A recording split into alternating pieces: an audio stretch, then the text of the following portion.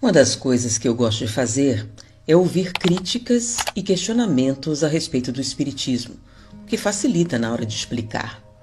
Mas o que eu mais escuto das pessoas é: eu não posso ser espírita, ou isso não serve para mim. E o motivo é um dos mais interessantes quando isso é questionado. Por quê? Não consigo ser tão perfeito.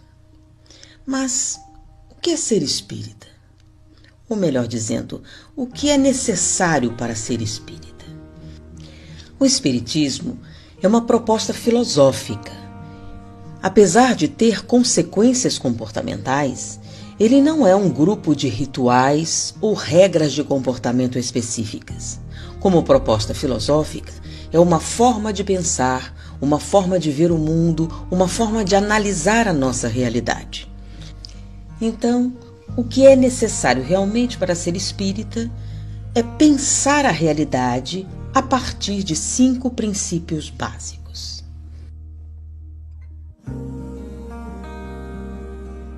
Primeiro, existência de Deus.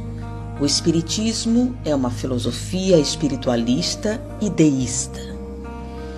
Deus é a inteligência suprema, causa primária de todas as coisas. A partir desse pensamento, nós analisamos a realidade do ponto de vista de que existe sim um sentido na existência, nos acontecimentos, e que Deus não só existe, como é a causa inteligente de todo o nosso universo. O segundo princípio é a imortalidade da alma. Essa dualidade espírito-matéria que acompanha a história da humanidade. Dos egípcios aos dias atuais, está presente em todas as culturas. O homem primitivo já buscava uma explicação para aquilo que ele não entendia. E normalmente, essas explicações aconteciam no mundo metafísico, no mundo além da matéria. A imortalidade da alma é, então, um dos pilares de todas as teorias espiritualistas e do espiritismo também. O terceiro princípio, comunicabilidade dos espíritos, é o que distancia mais o espiritismo de outras teses espiritualistas.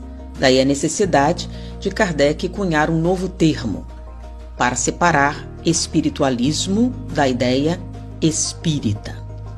Ou seja, o espírito age sobre a matéria, não é apenas consequência, é a origem de muitos fenômenos. Quarto princípio, reencarnação. O espiritismo acredita que a alma passa por muitas existências corporais, com o fim de aperfeiçoar-se, e é o que fundamenta a justiça divina.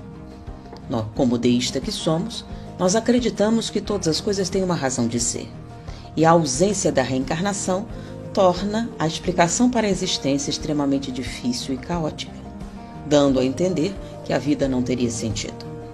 O espírita acredita que todas as coisas acontecem por uma razão e que as provas, as dificuldades surgem dessa necessidade de aperfeiçoamento. O quinto princípio é o da evolução espiritual. O espiritismo acredita que a evolução acontece no espírito e que, à medida que ele se depura, ele produz alterações no mundo material, de maneira que a evolução que nós visualizamos no mundo físico é uma consequência da evolução espiritual. E nós não surgimos diretamente como espírito. As mudanças começam com o princípio espiritual, que é o primeiro impulso de alteração da matéria, que deu origem ao movimento e os processos materiais como nós conhecemos. Por trás de cada processo material existe um processo espiritual. No momento em que esse princípio espiritual adquire um nível de maturidade, ele se transforma em espírito, que é um princípio inteligente do universo, independente, que passa a fazer as escolhas utilizando-se do livre-arbítrio que ele conquistou. À medida que ele evolui, ele chega um momento em que ele domina todas as alterações que a matéria pode proporcionar e ele deixa de ter necessidade de reencarnar-se no mundo material.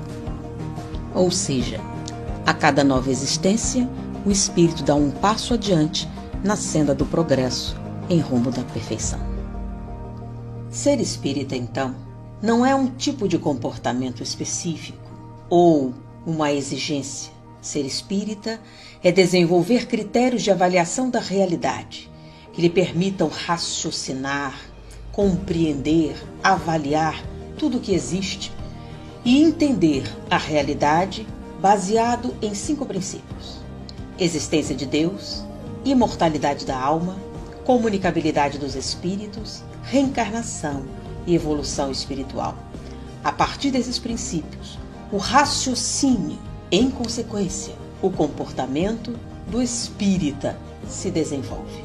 Então, ser espírita é pensar como espírita, é raciocinar como espírita. E, principalmente, a fé espírita é aquela capaz de enfrentar a razão face a face em todas as épocas da humanidade.